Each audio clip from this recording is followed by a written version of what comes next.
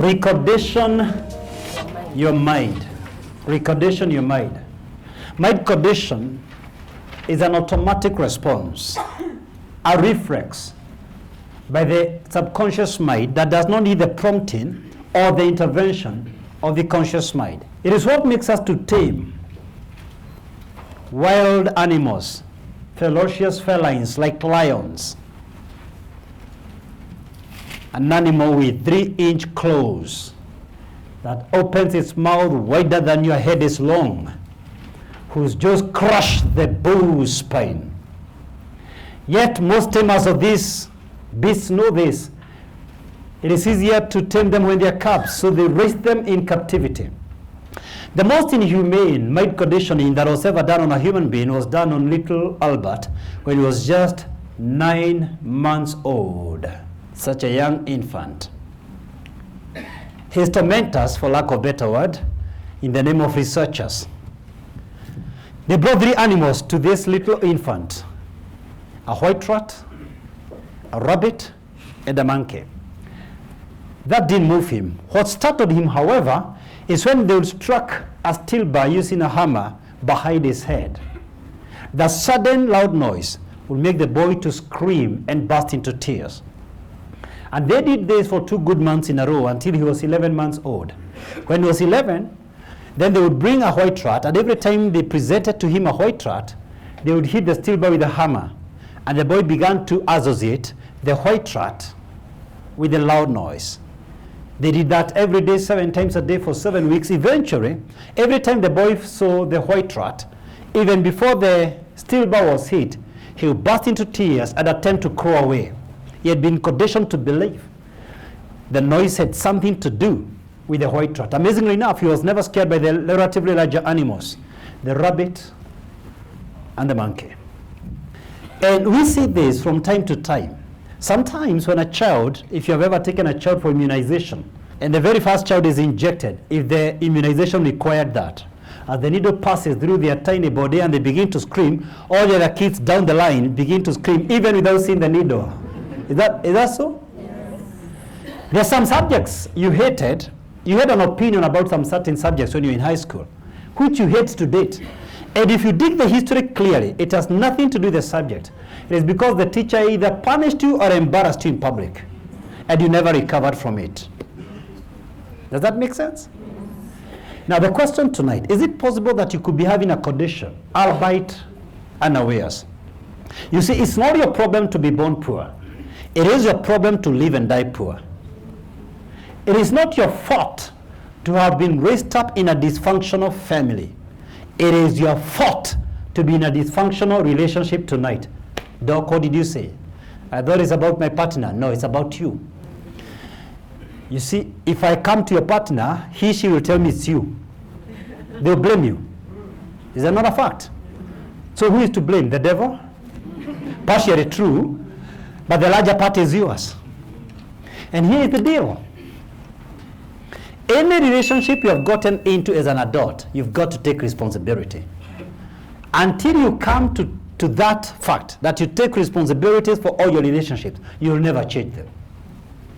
You see, the first step towards going somewhere is deciding you're not going to stay where you are, unless you identify the problem. The average person listening to me here tonight, who is not with their spouse, when they heard that I've announced about the marriage seminar next week Friday, they are wondering, God, how can my spouse come? And you know how she is difficult. And you know how he is difficult. I can see some men here who are faithful members of Sense 101. I can see them. And they wonder how God can touch their wives. But I can also see some women here who wonder how God can touch their husbands. God will touch your husband through your hands. Go try your hands. God uses your hands to touch your spouse. That's how he's going to touch them. Don't take them for other prayers. You are the prayer. You know, the worst disease known to mankind is known as learned helplessness. In 1965, Martin Seligman did a series of experiments on classical conditioning. He was using dogs. What he would do is he picked a dog And then he introduced a light shock to the dog after ringing the bell. Every time he would ring the bell, he would electrify the dog, but a light electric shock. Eventually, the dog identified the bell with a shock. Then he took the game further. He brought a large crate and partitioned it by half, using a low-line fence, so much that the dog could jump the other side of the crate if need be. So he electrified one side of the crate, but he did not put the shock, the electric shock, on the other side of the crate. And then he decided to put the dog on the side that was electrified. He naturally expected the dog, which could see the other side of the small fence, to jump over to safety. But unfortunately, that dog just lay down there waiting for his death. He repeated the experiment with several dogs and got the same results. He called it learned helplessness. This is exactly what makes some women and men go to the streets to beg. We call them street families. People who can wash clothes and earn for their day. Because there was a guy who was driving by and gave them some 50 bob without realizing you're destroying that person. She is not a cripple. You're encouraging that behavior. Learned helplessness. But we're thinking about street families. Could you be a victim of learned helplessness? You apply for a job once, twice, 10 times, and now you're convinced in Kenya you've got to know someone to get a job. Is it possible you apply for a visa, you wanted to travel overseas the first time, you were denied, the second time and the third time, and you threw in the towel? Is it possible you bid for a job, perhaps in the public sector or a parastatal or a corporate organization, you didn't go through, you tried the second time, a dozen times, now you're convinced corruption starts your way of success? Is it possible you even vied for a public office for one term and failed? The second time you did not go through, only your family voted for you. The third time you did not even vote for yourself. Is it possible you're listening to me here tonight and you're in sales and marketing? You knocked the first house. Maybe you're saying, maybe insurance, maybe multi-level marketing, maybe fast food, fast products, maybe clothes, doesn't matter. But you knocked this first house and you're turned down, and the second one, and the third one, you didn't close the sale, and the 10th one, and you vowed never again. Is it possible you have gone for a date with someone and he didn't commit? A year later, you saw someone else who didn't commit. 2 years later, you saw yet a third party who did not commit. And now you've given up on marriage. Is it possible you're struggling with weight? And despite doing whatever you knew how, you didn't lose the weight. And now you find solace in blaming your generational genes. If any of the conditions I describes you and you identify with them, then tonight please understand you have acquired what I'm calling learned helplessness. You are never designed to be stranded by your circumstances. You are designed to be a creator of circumstances. How do we overcome learned helplessness? In the last half of the last century, when most tamers of wild cats, big cats, died in the entertainment ring, Clyde Betty staged theatric shows and displays, magnificent performances displaying the mastery of man over beast. How did he survive playing with tigers and lions and cougars that were not tamed from childhood? Clyde Betty used to pick a seat, a chair if you like, a four-legged chair like this. This is your take home tonight. He'll pick a four-legged chair and go into the ring and present that chair right on the face of the lion.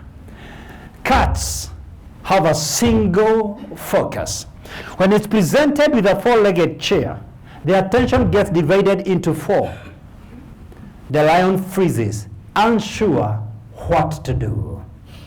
For those of you who like animal movies, my best movies are animal movies, you realize when they identify a prey, if it's a cheetah, they zero into that one antelope. Even if it tries to get in back into the herd, They ignore all other antelopes and zero in on this one animal with a singular focus. That's the design of cats. So when it's presented with 4 options, it's confused. And what the lion prefers is just to sit down watching the attacker. It doesn't want to attack first. It is confused. It's not sure what move to take. And I want to explain about that concept of single focus. Let me pick 3 scenarios here. Say you're 90 kilos heavy and your desired weight is 60 kilograms. Stop focusing on the 90 kilo body and put your eyes on the 60 kilo. What's the difference? 90 and 60. What's the difference? 30. Purpose, I want to take, say, 6 months to conquer these kilos. If I divide the 30 kilos by 180 days, it's roughly 166 grams. Focus on the 166 grams, or maybe 167 if you round up. 167 grams, that's what I need to get down today. And I can achieve it by ensuring I don't take burgers.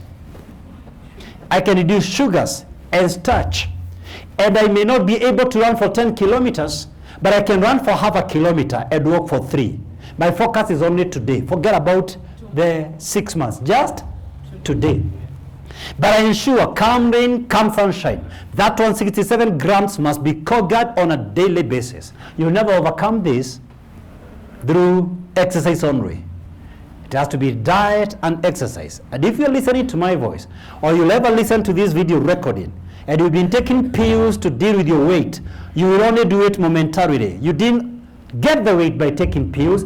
You will never overcome your weight problem permanently by taking pills. You're wasting yourself. Just purpose. And forget about the 90 kilos. Focus on the 167 grams. And believe me, in 6 months, there will be a difference. If it doesn't work, please come and say, I'm a liar. I know it works. If you are a marketer and you can hear my voice, this is my message for you. If you have gone for a month and you have not closed a sale, and you're listening to my voice, you're stranded, you're frustrated, you're about to change jobs because you are doing, say, insurance, now you want to go to Bitcoin, or you want to change it back to GNLD, or whatever it is. You try to sell clothes, it's not working. You're trying to sell homes, it's not working. I'll tell you the reason. You have a divided focus. Trust me. Try what I'm going to tell you tonight. Zero in on this customer as though he's the only customer on the face of the earth. Please stop writing. Just let it sink in your spirit now. Deal with this customer as though he's the only customer on the face of the earth. Prepare for him. Have your name cards right and your presentation right. Organize your thoughts. Play around that presentation. Run it in your mind 10 times. Make a presentation so much so, if you don't close the sale, you'll open the relationship. Worst case scenario, you have tested your skills in marketing. Believe me, if you go with such a single focus, you're going to close that sale. Then you can repeat the success pattern with the second customer and the third customer. Often than not, we miss critical opportunities because we live in posterity. We miss on current opportunities because we focus on future opportunities. Immerse yourself deeply with this customer. Make an impression until they have to look for you again. This is the same secret I'll tell any public speaker listening to me, and this is exactly what I do. Yesterday, I was speaking at Old Mutual. They had this huge event. I was invited by their own MD, Peter Mwangi. How do I get these meetings? Because I go with a single focus. I was not thinking about you yesterday. I was not thinking about master your mind. I was speaking to them about fresh start. Every part of my being, every single DNA, my whole brain was on that one message. And if you ever do that, they'll look for you for the second one and the third one. Whether you're speaking to students and there are only 10 of them, whether it's a church, pour yourself as though tomorrow you're dying. If you're a pastor listening to me, preach as though judgment day is tomorrow. With a single focus. The single ladies, the single men in our midst, if you go for a date, go with a single focus. Zero in on this guy. Enjoy the day. Forget about the future. A lot of single women, you're going for your first date and you're just, I wish he can propose. What's wrong with you? Enjoy the day today. So that even if he doesn't propose, you'll have lived the day. Don't postpone the date. You're postponing the date and you have no appointment with this guy to propose to you. Enjoy the date. And when you are preoccupied with the possibility of marriage, you are tensed, you are nervous. But if you purpose to enjoy this coffee date, you bring out your best self because you're not trying to act for him. You're not trying to, he's not checking you out. You are living your life. If he proposes, that's okay. But enjoy this date. Forget about the future dates. I wish he calls me for another date. Do you know what happens? You start to act. You're no longer yourself. Just focus on this date and enjoy this date. Believe me, all the meetings you come here, I've given you the lineup for the next 3 months, but my whole being is on this one message, what you're going to take home. I tell you this, the next moment, this world presents to you a four-legged chair. If you're going for an interview, you're looking for a job, believe me, look at that job as though this is the only job on the face of the earth. Forget about whether you're going to go through or not. Let them wonder whether you had the scripts for the interview. Let them wonder who gave you leakage. Have all the fun you can have in that interview. Give it your all. The next moment, this world presents you with a four-legged chair before your eyes. Stop gazing at this chair. Debate in which leg is most important. Kick the chair behind you. If there's a place you want to go, go. The rest of the world will follow you or get out of your way. Whether you're conscious or not, you are on a final performance in the stage of your life. If there's something you want to do, do it. You may not do too much, but there is something you need to do tonight. There is a step you need to take tonight. Take it with singleness of heart. Take that step with a singular focus. Your destiny is something worth fighting for. Master your mind. Master your life. Thank you, and God bless you.